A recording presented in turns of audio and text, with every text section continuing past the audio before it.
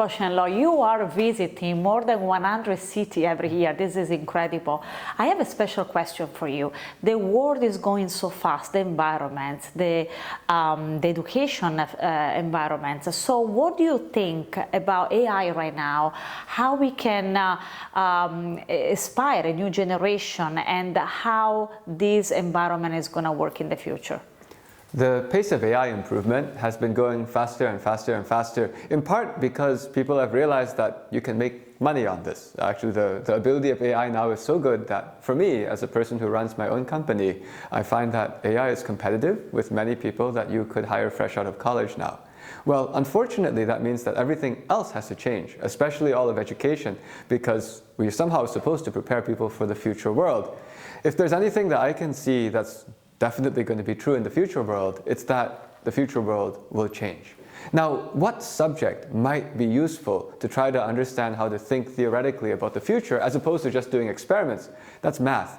If we think about it, actually, some of the ancient Greek mathematicians were also philosophers. These days I find myself actually thinking from the philosophical point of view. What should we do?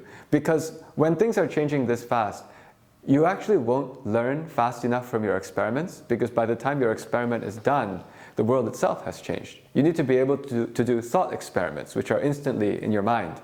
That is actually what math is about. Most people think of math as just adding, subtracting, formulas, and doing the same thing over again. I call that math history. Actually, real math is where you think about a puzzle, you come up with your own way of solving it, and your own way of understanding that world.